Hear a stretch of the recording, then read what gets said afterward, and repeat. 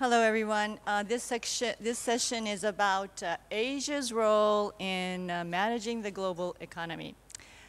I hope everybody gets seated, and I'd like to start as we are already passing time. Let me introduce myself. I am Hiroko Kuniya with Japan Broadcasting Corporation, NHK Television. And I'd like to introduce our distinguished guest today. From my left, it is Mr. Mohammed Lutfi. Mohammed Lutfi, who is the chairman of Investment Coordinating Board of Indonesia. And next to him is Mr. Jaspal Bindra. He's the chief executive officer of Asian Standard Chartered Bank. He has a long experience being banking in this Asian area. And next to him is Mr. Alejandro Jara, who's the Deputy Director General of World Trade Organization, WTO. And then we have Mr. Chung-In, who is a renowned economist and present a group executive and vice president of Bank of China. And lastly, Professor Moon Chung-In. He's the professor of political science at Yonsei University in the Republic of Korea. Now,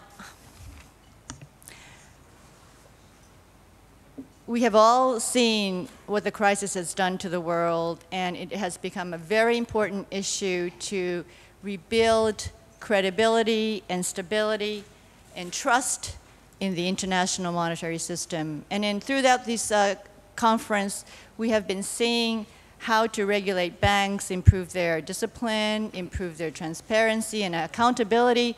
But another important issue is to strengthen the international monetary institutions for like the IMF. And unless the international monetary institutions become strengthened, their effectiveness and legitimacy will be questioned. And so we are going to be asking today, what is the aim of improving the international monetary institutions? What does Asia see as its aim of improving? And what responsibility is Asia willing to seek and take it, and how it will be taking in managing the global economy? The international monetary institutions do not reflect the present world economic situation. And there have been voices calling for a more fair and legitimate representation, and the emerging countries are asking for more quota and more voice.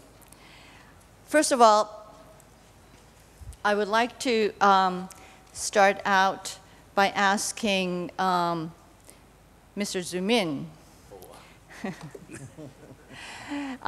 China has been a very, very vocal country, along with Russia, India, and Brazil, about more quotas and more voice.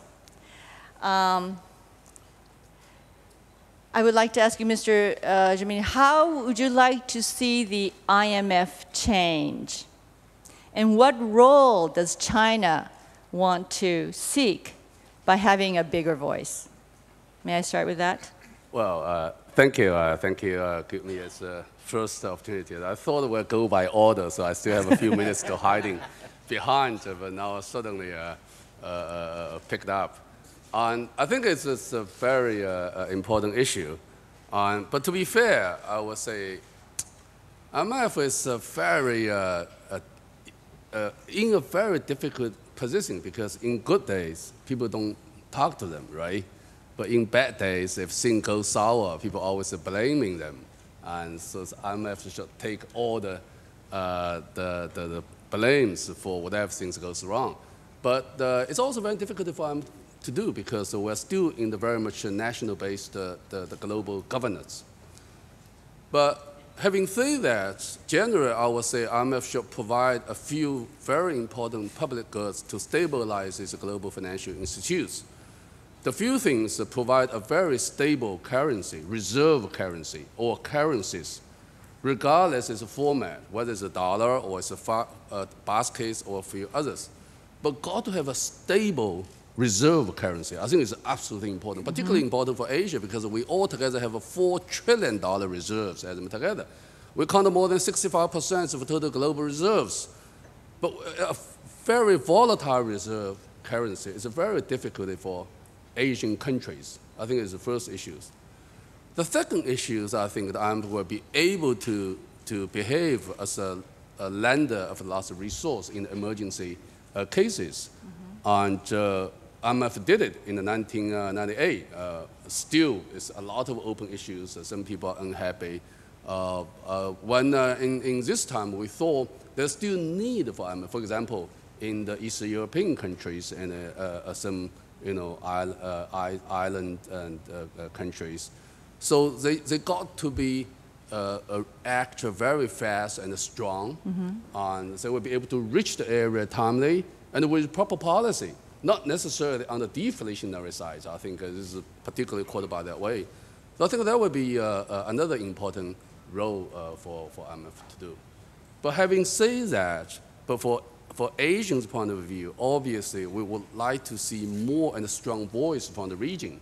And currently, voting rights does not properly reflect the current economic position of the world. I very much agree with you.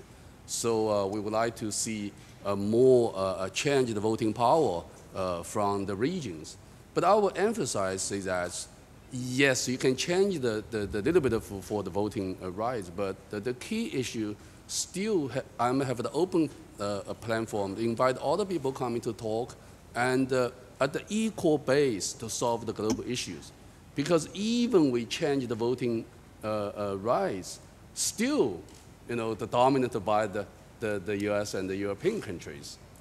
So it's more important rather than the governance structure and the transparency has all the parties, particularly from the emerging market, be able to participate in discussion and join the decision process. I think that will be more important. Yeah, we'll stop here. Thank you. I think it was quite notable that after the London summit in April, Managing Director Strauss-Kahn said that the IMF is back. And their lending capacity has been tripled, and they have been pumping large sums of liquidity into the market. So their significance has been re-acknowledged. But I think in the Asian countries, there is some skepticism as to how the IMF functions. And I want to ask Mr. Lutfi, in Indonesia, who has experienced the currency crisis in the late 90s, how do you perceive the IMF? And do you think IMF is a fair international monetary institution? Well, Hiroko, talking about IMF, especially after overnight flight, and I'm hungry and I'm mumbling a little bit, it's not easy. But put it this way, I'm gonna go step a little back over the discussion issue so we can sharpen these discussions. We've been reading about dominations managing a world economy, especially after the crisis. The way I look at it is, the way I simply look at it is, Indonesia does not want, let alone dominate, not even want to manage the world's economy. We are busy of developing the country. I have 240 million people, only 53% with electricity. But this is an encumbrance inside of that. Because we don't have electricity, that means 100 million people does not include in the cycle of production. If I can develop the power plant, this include in the production cycle, these people can be developed into a new middle class. They can produce and they can consume. And that is, I think, the responsibility of emerging market like Indonesia to buy and to mend the consumptions of the world. That we want to do. Right. Okay? Now we're talking about how are we managing or how do we liaise with international institutions like IMF.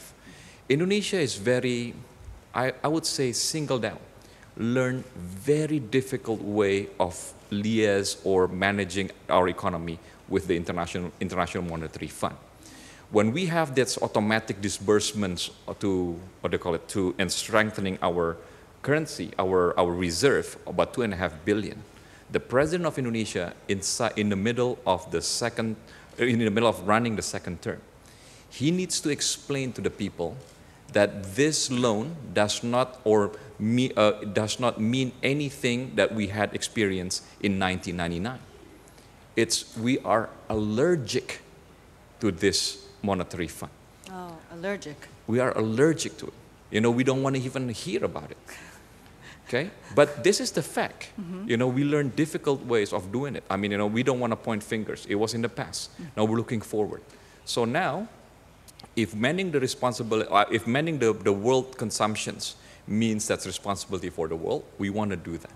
And we want to engage upon that. So if you say that the dominations or managing the world economy, I think the Asian way is different from the way at least the West look at it in the last 60 years. China, right now, we're buying airplanes from China. They want us to buy it in yuan, in Chinese currency.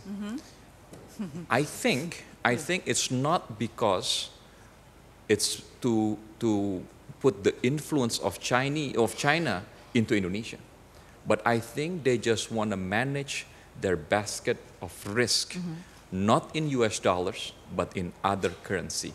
And this time is with the Chinese yuan. And we agree toward that. There's only one problem. It's been strengthening about 6% a year. So if we can manage half-half, we'll take it. So that's the practical way of doing it. Is we're busy. I think China is busy. India is busy in developing the middle class. We want to develop the poor people into something of a middle class that have dignity and have liberty to purchase from the world. Mr. Zumi, are you busy trying to diversify your risk? I think we're busy to working on to build a new financial system and push the GDP growth, but not necessarily to ask our Indonesia friends to buy RMB. And we just offer our neighboring countries to use RMB as a trade settlement instruments to avoid the exchange rate risk and also reduce a certain way the interest risk. So I think this is a wonderful thing, but I really don't think we want our friends to buy RMB. Yeah. Mr. Bindra, you've been in the banking industry, and are you seeing an acceleration of the diversion from the dollar at the moment? Well, we are clearly seeing a huge amount of interest in understanding the consequences of non-dollar trade, non-dollar settlements. The big questions that arise with most of our client base is largely what the alternative is. I think most people have no difficulty in admitting and recognizing that in the medium to long term, which may be 10, 20 years or so from now, the yuan will be one of the major, if not the reserve currency of the world. But in the more immediate term, it's very difficult to see an alternative to the US dollar. And I think that is why we are seeing a lot of diversification into investments in gold and such other commodities which have either utility value and shelf life or have precious bullion value. And I think that's quite a steady but accelerating trend. In terms of pure local currency for by country in Asia, I think there is still a big anomaly in the fact that people just cannot understand where the fundamental strength of the dollar and the resilience of the dollar currency. Now, if we leave out the last 2-3 weeks where we have seen a steady decline in the dollar value, but till then, they were finding it very difficult because the signing was on the wall that, with the deficit of the US dollar, it has to weaken quite dramatically. In a way, I think it has been very responsible of the international community that they haven't allowed a free fall for the dollar and have gradually managed its decline. And I hope that trend will continue. Mm-hmm. Let me go back to the problem of the IMF again. There have, just by listening to the panelists here, there has been like dynamic sort of changes that are slowly taking place.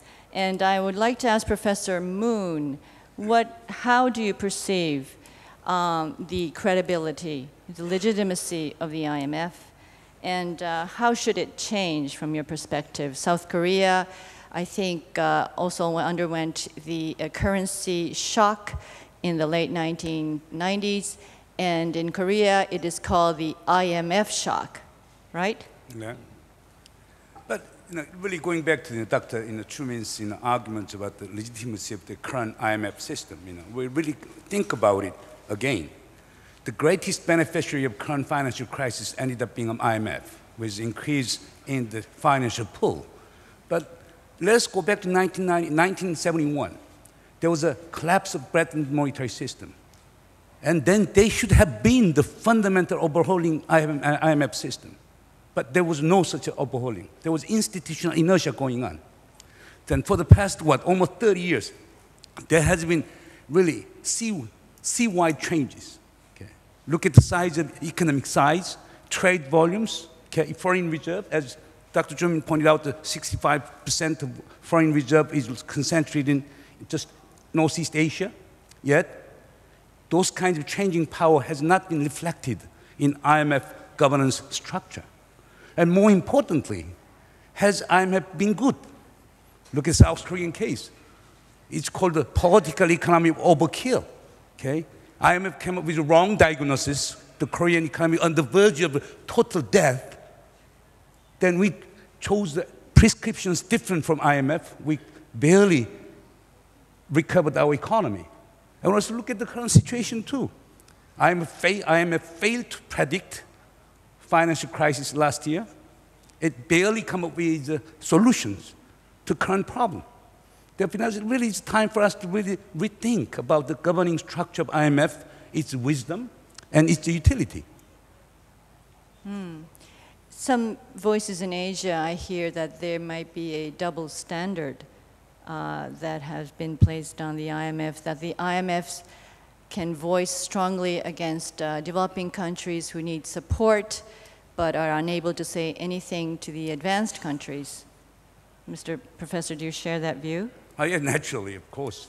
Naturally. It has something to do with the really governing structure. Look at the quota structure of IMF. Almost 32%, okay? 32.4% Europe, 17.1% United States, okay, etc. Or other countries becomes etc. And they have a really monopolistic governing power. Okay? And also the United States has a virtual veto power. Whatever they decide, where does the Washington consensus come from? IMF, Treasury Department, and US Congress. They shape the world policy. But we have been the victims of all this Washington consensus. Therefore, it is time for us to rethink about the overall structure of IMF and the subsequent global economic management.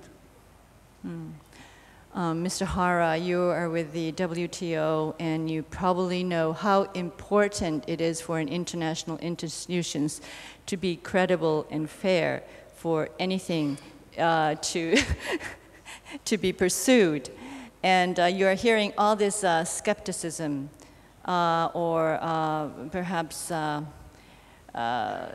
IMF's credibility is definitely is not up to what we expect of the present world. Do you feel that multilateralism that the IMF should seek as a principle can be jeopardized through such skepticism? Yes, let me say, I think there's a problem in terms of global governance, in terms of credibility and legitimacy. I think the IMF and perhaps other international institutions, they have a problem. I'm thinking of the World Bank, I'm thinking of the UN Security Council, where there's also a push by many to reform it, okay? So it's not just the IMF, there are many other institutions. And it's a question of what is it they reflect in terms of their structure. Basically, they reflect, despite a little bit of reform here or there, they reflect the world of what it was like 60 years ago. And that cannot be.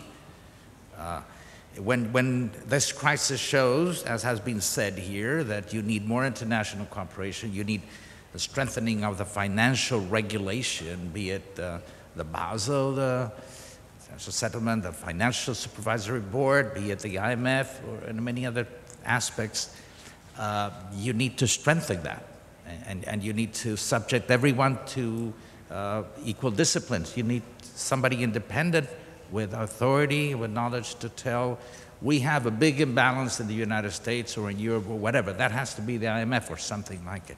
But to do that, it needs to reflect in its decision-making process, in its structure.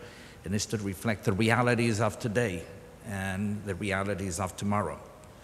Otherwise, it's difficult when you need more international cooperation on climate change, on trade, financial, on health and water, on peace, security.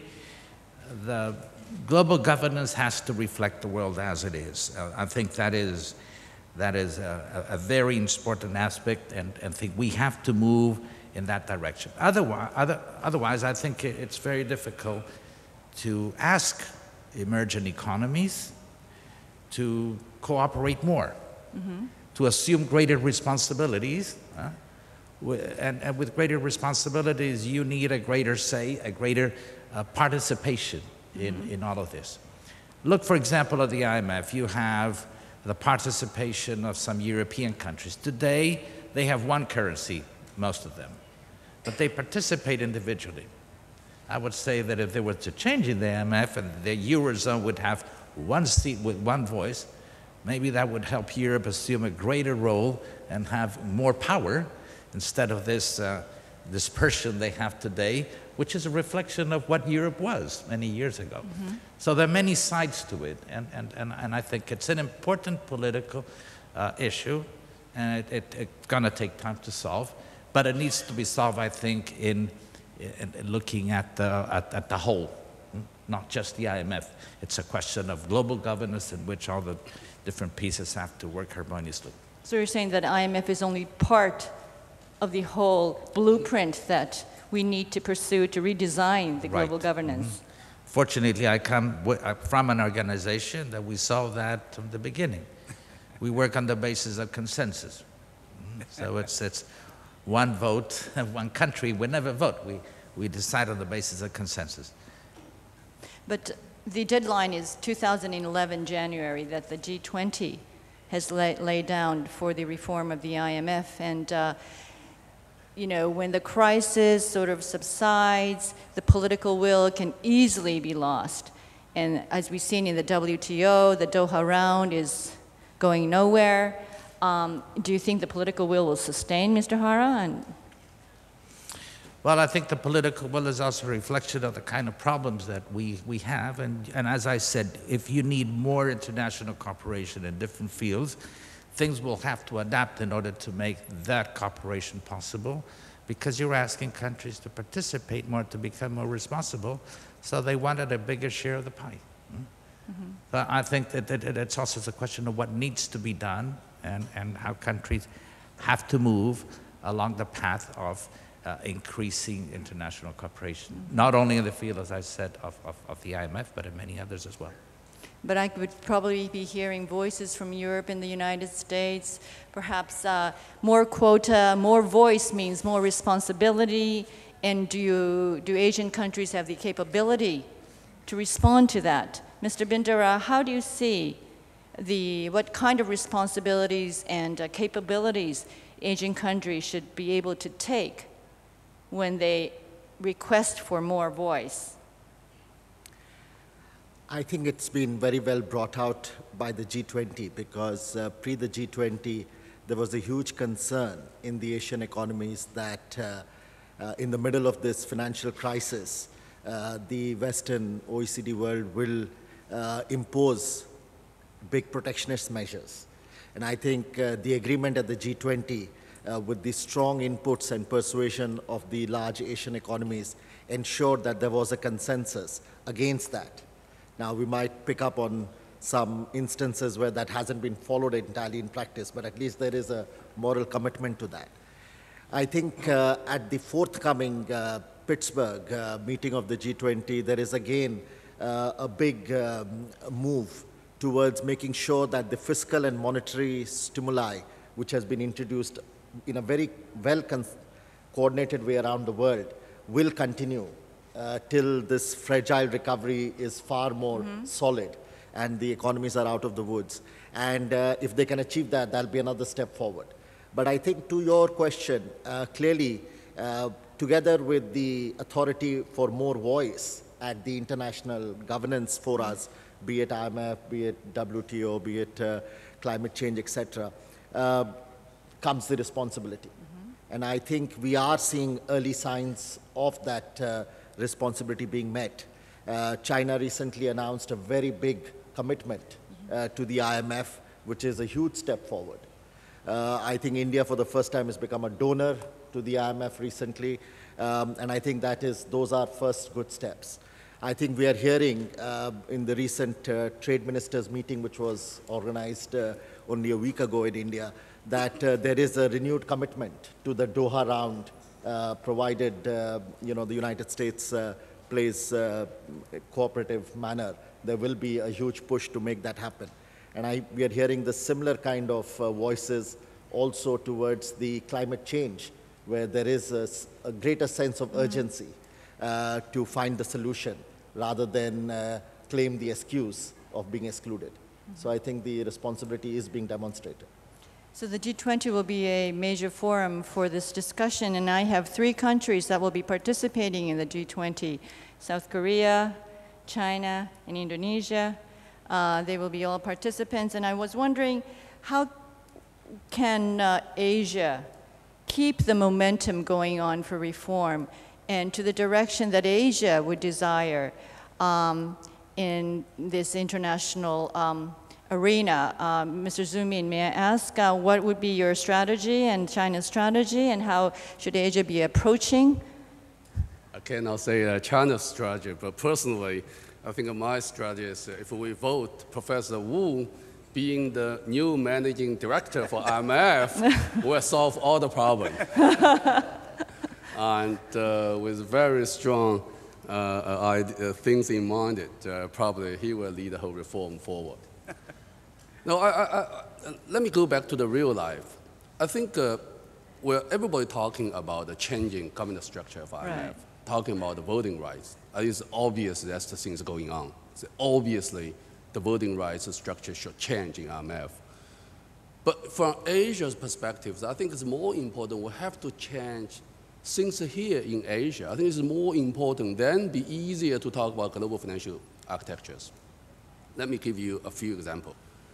After 20 years, it's very much a globalization. I see the world form 3 different groups. I would say the first group I call the financial and consumption group. That's the United States, the UK, Spain, a little bit of New Zealand. They are consumption-driven growth economy and borrow money from globally, utilize their local financial market. Who support them? That's the second group. I call the manufacturing and export group. That's Japan, Germany, China, South Korea, and almost all the Asian countries. Mm-hmm. And the third I call the resources and others. What happened today is, in the first group, Americans after this financial crisis understand that they cannot borrow other people's money to consume today, they stop consuming. Mm-hmm. So the saving rates increased dramatically from negative 1.2% of GDP 9 months ago, today 5.8%. What happened? That means the U.S. current account deficit dropped from $800 billion to $300 billion. That means the world lost $500 billion net demand. And plus the UK, I expect to see US receiving rate further increase. I expect to see US trade deficit further decrease. And the UK spent together what lost $1 trillion net demand. And all those demand for whom? For us. For most of Asia, Japan, South Korea, China, and others. Now, obviously, but the problem is the manufacturing capability here is not built for domestic market, but for international market. The processing is much longer, inventory piled up, and the material stocking up. So it's when the financial sector, the US, UK have a deleveraging, we are under tremendous pressures for the decapacity. How do we do that? I think this is inevitable issues. And I think it's $1 trillion is gone. It's gone forever. I don't think they will come back. We may expect market to Latin Americans. I thought that since to Middle East, it's true. But it's very difficult to cover the American consumers. For it's a $1 trillion in default, so we have to change the whole model. I think this is a very important issue we're facing today before we talk about global. But meanwhile, underlying is the sort of manufacturing structure, what we thought in the financial markets. In the past 10 years, Asian region have an inter-region trade increased dramatically. Today, roughly 53% trade within region. But you're looking for the capital flow. The inter-capital flow only account 11% of the total capital flow go outside. We have Asian export more than $1.3 to $4 trillion to the United States, to the UK. And roughly that's $100 billion within the region.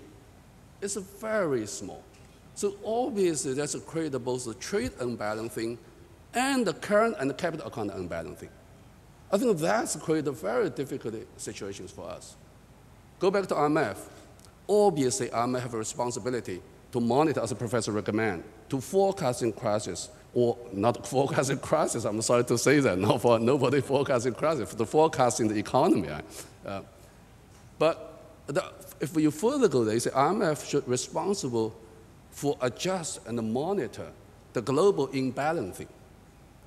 But we should start ourselves to solve these global imbalancing issues. I think this is a very important issue we should do here. But meanwhile, to push IMF reform from the top down, but for the bottom up, there's a lot of homework for us to do together. I think that's the core issue we're facing today. Yeah. Mr. Lutfi, I think Mr. Chung-In pointed out a very important point about how, although Asian banks were not hurt, I mean, they only had negligible amount of toxic assets, but was hurt very much by the drying up of trade finance, by the drop of trade, and saw how vulnerable this region was with this strategic, the structural framework of the growth approach that we have been taking. Do you have any ideas on how Asia could be less susceptible to Western crisis? How should Asia approach to be less susceptible to such crisis in the future? Oh, then again, I'm telling you that, we were asleep. We were asleep since 1999. We did our homework for our democracy. Our president right now is voted by 73 million people. And they told us this is the third democracy. Actually, this is the biggest democracy. India, the prime minister is voted by 500 people in the parliament. Barack Obama was voted by 56.7 million people. So this democracy is propelling us to pressure us to deliver prosperity. And that prosperity, suddenly, we wake up one morning, our economy is the 19th largest in the world. And we were invited, I think, if I'm not mistaken, in Japan 2 years ago. So from our point of view, right now, we are the stock exchange, Indonesia Stock Exchange is the most return made in the Indonesia Stock Exchange. We beat Peru, and we made better result than Shanghai, with only 5% of Indonesians in the stock market. So 95% come from foreign money. Wow. Okay? And then this stock exchange is disconnect with the banking industry. That means only a fifth or a sixth of our capability is in the stock exchange. So if we connect with the banking industry, we can at least propel this to 5 times of our market cap today. So it's very minimal. It's very low base. Our export right now only counted to be 30% of our GDP. So it's very small.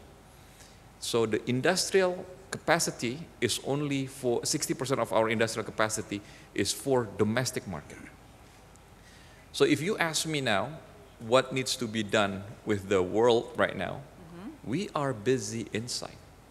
And if we are busy inside and we're doing it correctly, and it seems to be the medicine not to be interrelated with others, which is we are interrelated with others, and we are affected with the crisis, we are looking at our regions right now with the Southeast Asian.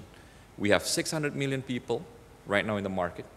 You know, if we compare the big five, the Indonesia, Singapore, Malaysia, Thailand, and the Philippines, we're not the biggest, but we're okay. So we want to do that. By 2015, we have our regional trade agreement that we want to strengthen our capability inside of the region first. And with that, we are signing agreement, FTA with India. We're signing agreement with China. We are negotiating with Australia. And because of that, then we're going to have a uniform means of justifying how we engage with the world. If you ask me again about this trade international things, if we do this correctly, and this is part of the responsibility of influencing the world in economy, then so be it. And I say, it's a new Marshall come in town. That's what. So there's dynamic trade with the West, but the money that is earned does not stay within the country, right? It doesn't go into the stock market. The capitals that are being saved in Indonesia, right now, in Asia, are going. Yeah. Hiroko, right now, this is the country that we sell basically raw materials. So if China says, with Dr. Chung-In says, you know, it's manufacturer for the world, we are energy of the world. We sell 85% of our raw commodities as raw materials. So there is no value change. This will be changed with our commitment now. We don't want to sell raw materials anymore, at least a half-finished goods. So then the money will stay and the prosperity will be coming. Last year, I was in charge of doing business, and we are very notorious. We were like numbered 154. At that time, the cost of doing business in the country, of building a business institution, is 86% of our GDP. I'm still in town. 3 years after that, suddenly it's 56%. Because our GDP jumped in 3 years from $1,200 to $2,000. And it will probably double again in the next 3 years. So that's the way we see it. I see. Professor Moon, I think one of the major reasons that this crisis happened was, of course, the systemic risks that was in the West, but as well as the global imbalance that people have been talking about, that the money, the savings from Middle East and from Asia drove the debt-driven drive of consumption in the West. So I think for Asia to be more active in governing, in the global governance of the international monetary system, what do you have a idea, what sort of ideas, what sort of framework do you think we need to build to become less susceptible to this crisis? Anyway, really, going back to Dr. Chung-In's suggestion that I become managing director of IMF. I'm a political scientist. I'm not Elizabeth, but I would recommend Dr. Chung-In for the position. Okay. But the whole point is this. Let us go back to the IMF reform issues. I think I'm in a very good position. I'm just a college professor. All others are related to government in one way or another. But first, maybe it is time for us to think about giving IMF position to Asian professionals like Chung-In or others. Second, The leadership to Asia. yeah, Asia, and reduce European quota in IMF by 5 to 10%. I hope that issue would be discussed in the forthcoming Pittsburgh G20.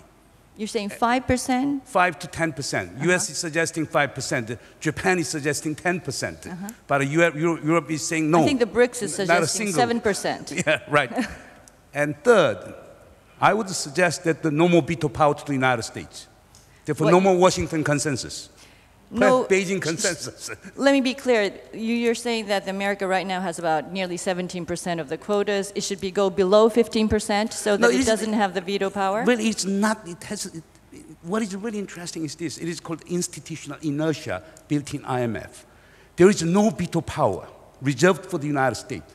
But the Treasury Department, World Bank, IMF, and US Congress have been shaping policy consensus which dictate, which sometimes serve as a veto power to any other demands from other members IMF.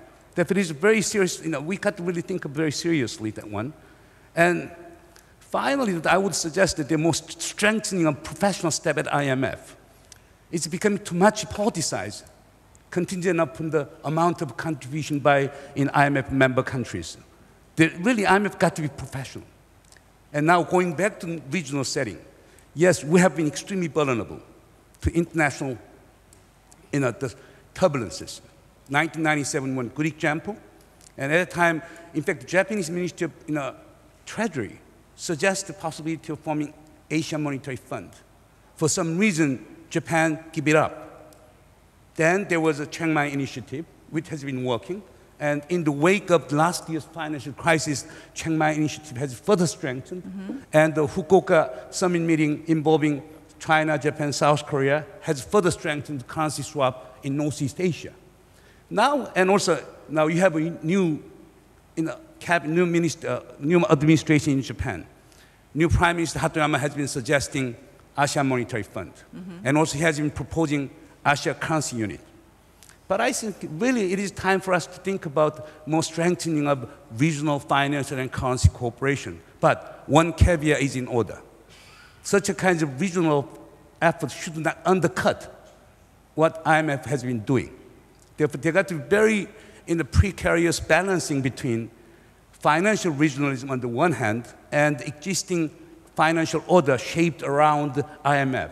And I think that should be the new task for the G20 meeting in South Korea next year. I hope this G20 meeting will be held in South Korea because the President Lee Myung-bak is the chairperson of G20. And I hope the next G20 may address these issues of how to make a wise balancing between Asian financial regionalism and the strengthening of IMF, our multilateral financial cooperation. Mr. Jimmy, would you like to comment on that? I agree. his Many ideas? of Professor Wen said, except obviously he is the better person candidate for the new managing director for the IMF. Okay, we give it. Very clear. For Asia, still again, we need a few things. We need a stable reserve currency. If the world cannot provide a stable reserve currency for Asia, Asians have to create for ourselves. We cannot rely on other people for that forever. Exactly the same thing. We experienced the 1998 Asia financial crisis. So this year, as you mentioned, we hold very little toxic assets, but see how much we suffer. In the fourth quarter year 2008, the US have a negative 6.2% annualized GDP growth rates. Europe, UK roughly negative 5.9%. But if you're looking for South Korea, it was a 20.8% negative. If you're looking for Japan, it was a 12.1% negative. So why the crisis start from US, UK, but we Asians suffer? If you're looking for the first quarter and the second quarter this year, US growth rates annualized is still negative 5.1, 5.2%. But South Korea is still negative 12%. Japan even worse, 14.1% negative. It's because we're still very much interlinked with market. We need is demand. Because we're still financially, particularly, we link with market. And we have a reserve, but the reserve is not stable. I think this is the first important thing. Follow up, if we need a stable reserve currencies, we have to retain the Asian capital in the region. Mm-hmm. We cannot allow all the Asian money fly out, get to the West, then go back, become FDI, become the security capital, foreign capital in the security market, fluctuated or market, right? And become another portfolio investments in the regions. They're coming and they go. So we have to create a long-term, for example, bonds market, capital market in the region. Asian bond market? Yeah, Asian bonds market, to retain the Asian capital. I think it's absolutely important. Then we will be able to have a stable reserve currencies. I think the professor says, I think this is very important, a few things here. So you agree with the strengthening of the Chiang Mai initiative, which is the multilateral, it will be a multilateral swap of currencies within the region, and the formulation of an Asian monetary fund as well? Mm-hmm. Yeah, I would say the Asian initiative goes very well, from the buy to the motor. Right. I think this is a good approach, okay, the size increase. And which plays a very pivotal role to stabilize the region in this financial crisis. Yeah, I think this is very good. So there's a room for us to think about, to move further to another more general, everybody accepted the platform to further stabilize the region's financial and economic structure change. Before I open the questions to the floor, I have just one question to Mr. Jara. You're hearing a lot of voices about strengthening the regional framework. Does that sort of worry you about jeopardizing the multilateral institution of IMF? Well, a few things. First of all, to become less susceptible has to do also with regulatory frameworks. I always like to compare two economies which are greatly integrated out of the United States and Canada. The crisis comes. We hear a lot about problems of the financial sector in the United States, but none in Canada. That has a lot to do with the quality of regulatory framework. But of course, if the financial market collapses in the United States, everybody gets hurt by that, some more than others. So we must ensure, this is international cooperation again, that the regulatory frameworks are adequate worldwide. Secondly, part of the adjustment will require open markets, resist protectionism, and keep opening markets, conclude Doha. You know, we have today most of the protectionist measures, even though they may be using legal instruments under WTO, affect sunset industries. Be it steel, footwear, clothing, and so on, and automobiles, and so on. But so we have to take care of that, resist, but we have to keep opening markets, very important. On your question about regional, yes, I think regional cooperation and regional integration is a must. It's a must on infrastructure, on trade. It's good. However, the problems will still be global in a way. So you still require that multilateral level, because regionally or bilaterally you cannot solve all the problems. For example, on trade, you can do a lot bilaterally, but you cannot get rid of export subsidization on agriculture. That requires multilateral action. The same with the fishery subsidies. Even in highly integrated markets such as the EU, which is perhaps the most advanced example of integration, when this crisis came, it just broke up economic nationalism. Stop building assembly cars in, the French said stop assembling cars in Slovakia, get out of the financial market in Central Europe, jobs for the Brits, and so on and so forth. Even in that which is regarded as one single market, you know, you can still see the traces of nationalism and segmentation.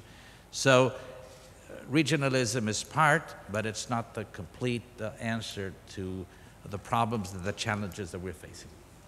Okay, I have been asked to open the floor, questions to the floor, and This gentleman has been raising his hand for some time. The man in second row, please. Oh. Thank you. Jamie with Oriental Morning Post. We know that next year, China and 10 countries of the ASEAN will build a free trade area, and that will be the biggest one of its kind in the world. I want to hear from Mr. Jara and Mr. Lutfi, what kind of opinions do you think of its regional role and influential ability to the world? And can we expect it to be an effective platform to amplify Asia's voice to the world? What kind of measurements will you refer to name it a success? Thank you. May I take another question? Okay, gentleman in the front row.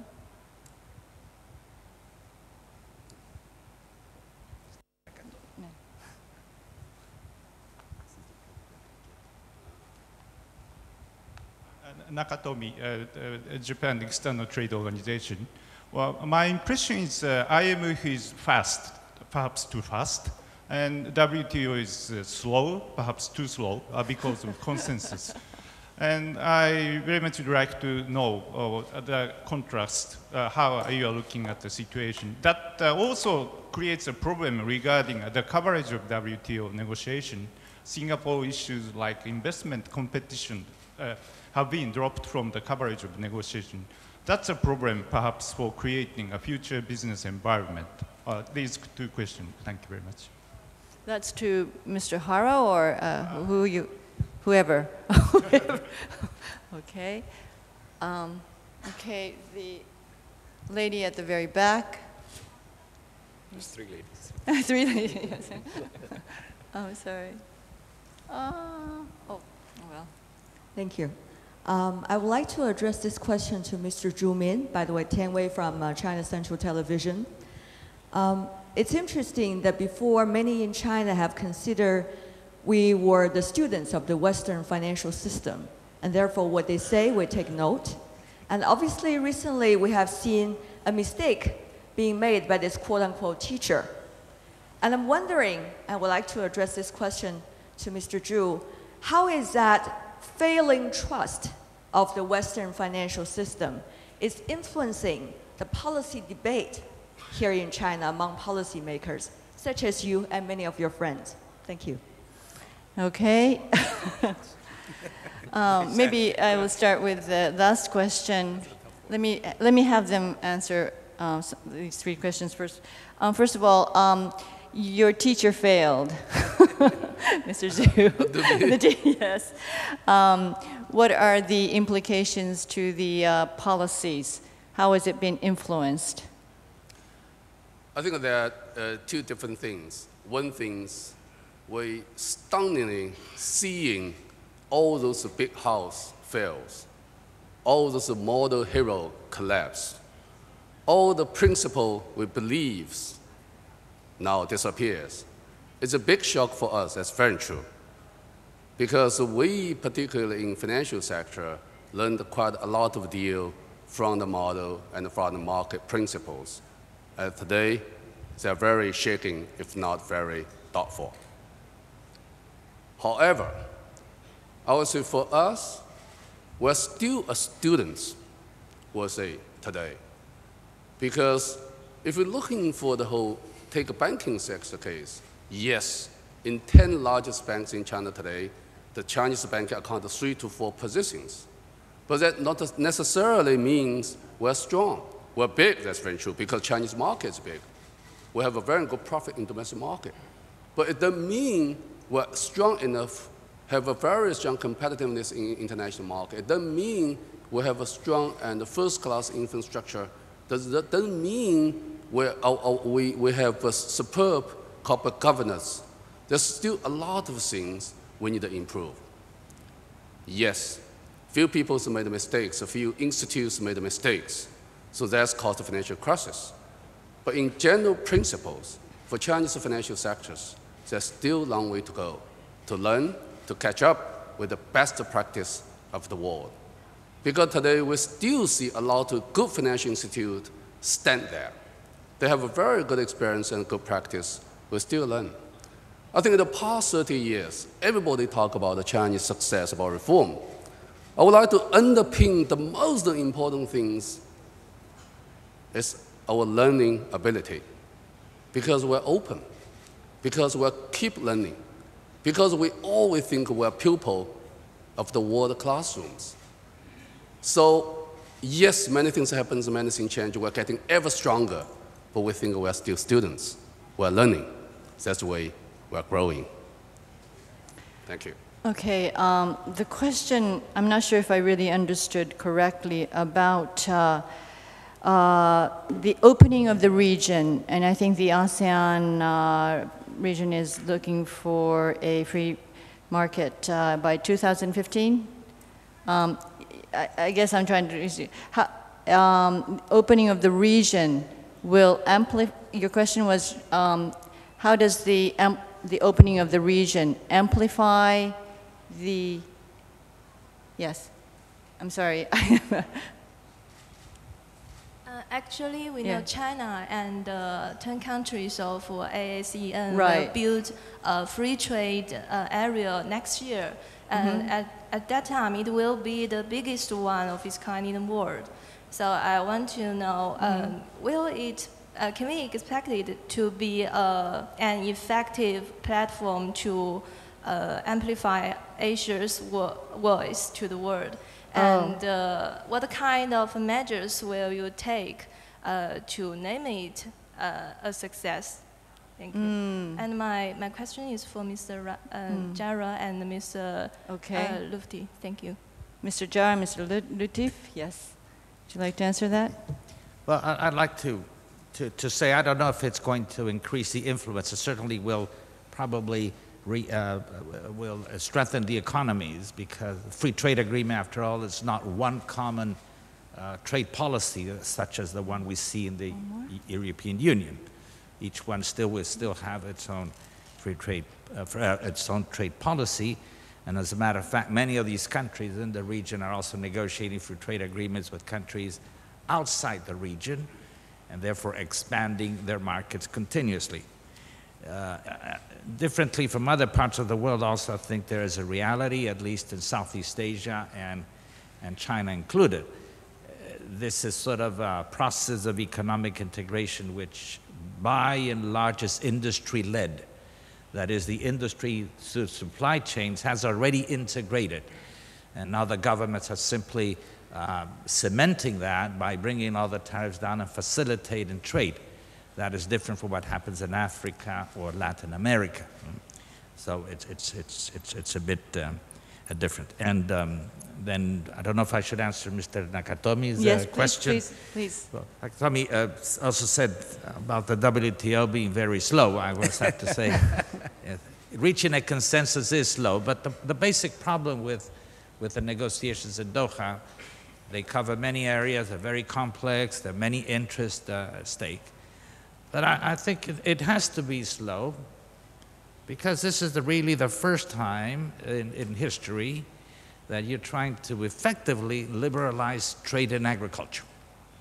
It's not going to be complete. It's going to be full of exceptions, but it's the first time. And it's the first time that we're trying really to reduce subsidization in agriculture, be it export subsidies or domestic support. What does this all mean? It means that somebody has to lose.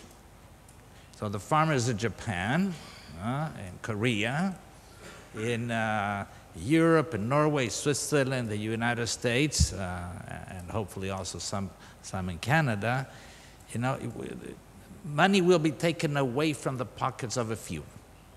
And it's a sizable amount, creating new opportunities for others. And that's why it's called a development round. And that's a very difficult political equation to meet. So it takes time to create the trade-offs that make this politically possible in parliaments around the world. But it's a big, I would say, debt that the rest of the world have. Now, and I'm sure that as soon as we conclude this round, we can go with an unfinished business, another agenda. We can do other things which have to do with export duties and restrictions and many other issues. And Mr. Nakatomi also said about investment, and I would add to that, competition policy. We see today measures taken in the field of investment, which normally would not be possible if we had good multilateral rules ensuring non-discrimination, ensuring national treatment. And I think the investors today seek stability and seek markets which are open in which they can do their business and without having discriminatory measures being applied against them. So I think that is an agenda we will have to face, that agenda in the future. But first things comes first. First, we have to finish Doha. Lastly, Mr. Lutfi. Thank you. So this is a game when size do matters. And because of size do matters, this is probably one of the largest. This is 2 billion people going to sign on how we're gonna trade with each other. And this is, I think, as an alternative platform, how we can amplify the economy and how we can communicate the trade with the rest of the world. And the only thing is, to have a successful regional cooperations, and this is talking from ASEAN point of view, which is this is still a consensus base, not a rule base yet, and we have to treat with China and our other counterpart on the rule-based issues. The game is, what do we get out of this? Mm-hmm. And to be successful, any and each one of them needs to get something out of it. If only to be a market, it will be the loser of the game, we will walk. If we got something out of it, we will see. But if we got more benefit, more sustainable, we will be a good participant. So I think this ASEAN-China Free Trade Agreement will be part of what we're going to see how world evolves in the future. And I believe Indonesia will be a beneficiary for that because we have a lower tariff. We would like to seek also investment in the country. And that's why with the commitment that we're not going to sell raw materials anymore, but at least half-finished goods. We are very excited toward that free trade agreement with China. Can I make a just two-finger intervention? Too late? Okay. We're out of time. If you have 20 seconds. Yeah, 20 seconds. Really, we are really making Faustian bargain. WTO is a master framework. If WTO does not work, all these bilateral FTAs does not work. But we are forgetting really the real essence. Therefore, I think particularly Asians are preoccupied with bilateral FTA. That is not good. So anyway, we're out of time, and I think the most important thing is to enhance international cooperation, and I think how to tie in the multilateral framework with this regional movement, and I think we're all waiting for a very constructive initiative from everybody. I thank you very much for joining us, and I thank the panelists. Thank you very much.